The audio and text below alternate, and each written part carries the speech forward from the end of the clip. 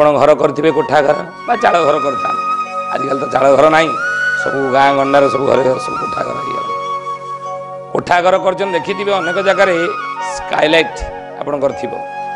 ସେ ସ୍କାଏଲାଇଟ୍ରେ କ'ଣ ହୁଏ ନା ପ୍ରାୟ ଅନେକ ଜାଗାରେ ପାରା ଗୁଡ଼ିକ ଆସିକି ସବୁ ଡାଙ୍ଗ ଆଣିକି ସେଠି ବସା କରିଥାନ୍ତି। ପାରା ଥାନ୍ତି ଏବଂ ସେଠି ଝାଡ଼ା କରନ୍ତି, ପାରା ଅଣ୍ଡା ଦିଅନ୍ତି। ଆମେ କ'ଣ କରନ୍ତି ତାଙ୍କୁ ବସାକୁ ଭାଙ୍ଗନ୍ତି, ପାରାକୁ ଘଉଡ଼େଇ ଦିଅନ୍ତି। କାହିଁକିନା ଛାତଟା ଆମର ଅପରିଷ୍କାର ହେଇଯିବ, ତଳଟା ଅପରିଷ୍କାର ହେଇଯାଉଛି। ଏମିତି କରନ୍ତି ନା ଆପଣମାନେ? ଭୁଲରେ କରିବେନି। ପାରା ଯଦି ଆପଣଙ୍କ ଘରେ ସ୍କାଏଲାଇଟ୍ ଭିତରେ ଯଦି ରହିଲା, ହୁଏତ ଆପଣ ଘର ଅପରିଷ୍କାର ହେଇଯିବ। ତା ପାଇଁ ଅଲଗା ବ୍ୟବସ୍ଥା କରିବେ। ଯଦି ଆସିକି ରହିବା ପାଇଁ ଚାହୁଁଛନ୍ତି ପାରାମାନେ, ଜାଣିବେ ଆପଣ ପୂର୍ବ ଜନ୍ମର କିଛି ସଂସ୍କାର ରହିଛି, ଭଲ ସୁକୃତ ରହିଛି। ସେଇ ଜାଗାରେ ଆପଣ ଗୋଟେ ତାର ରହିବା ପାଇଁ ଗୋଟେ ବ୍ୟବସ୍ଥା କରିଦେବେ। ଛୋଟ ଆପଣ ଟୋକେଇ ଭଳିଆ ସେଠି ଟାଙ୍ଗିଦେବେ, ତାରି ଭିତରେ ସେମାନେ ରହିବେ। ଆପଣଙ୍କ ଘରକୁ ଲାଗିକି ସେଇଟା ଟଙ୍ଗା ହେଇକି ଥିବ। ରହିଲେ ଆପଣଙ୍କ ଘରେ ଏକରେ ଅଶାନ୍ତି କେବେ ଦେଖାଦେବନି, ଲେଖିକି ରଖନ୍ତୁ। ପାରା ଆପଣଙ୍କ ଘରେ ରହିବେ ତ ଅଶାନ୍ତି ଦେଖାଦେବ ନାହିଁ। ଦ୍ୱିତୀୟତଃ ଆପଣ ଘରେ ଅଭାବ ପଡ଼ିବ ନାହିଁ, ଅଭାବ ପଡ଼ିବ ନାହିଁ।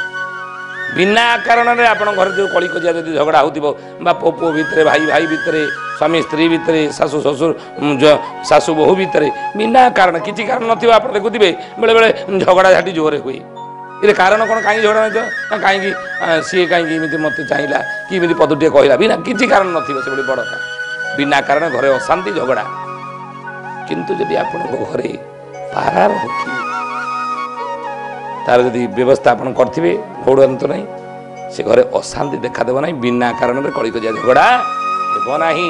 କି ଘରେ ଆପଣଙ୍କର ଅଭାବ ମଧ୍ୟ ପଡ଼ିବ ନାହିଁ, କେବେ ହେଲେ ଅଭାବ ପଡ଼ିବ ନାହିଁ। ଯେତେ ଆବଶ୍ୟକ ଯେଉଁ ଜିନିଷ ଥିବ ସେ କେଉଁ ବାଟରେ ହେଲେ ପୂରଣ ହେଇଯିବ, କେଉଁ ବାଟରେ ହେଲେ ପୂରଣ ହେଇଯିବ ଯଦି ଆପଣଙ୍କ ଘରେ ପାରା ଥିବେ। ଆଉ ଗୋଟିଏ କଥା, ସେ ପାରାକୁ ଆପଣ କିଛି ତ ଖାଇବାକୁ ଦେବେ। ପ୍ରତିଦିନ କିଛି ଖାଇବାକୁ ପାରାକୁ ଦିଅନ୍ତୁ।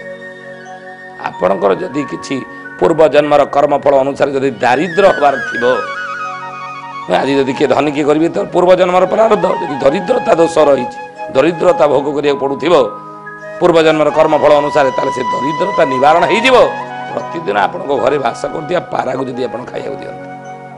ଏ ଥିଲା ଆଜିର ଅନୁଚିନ୍ତା।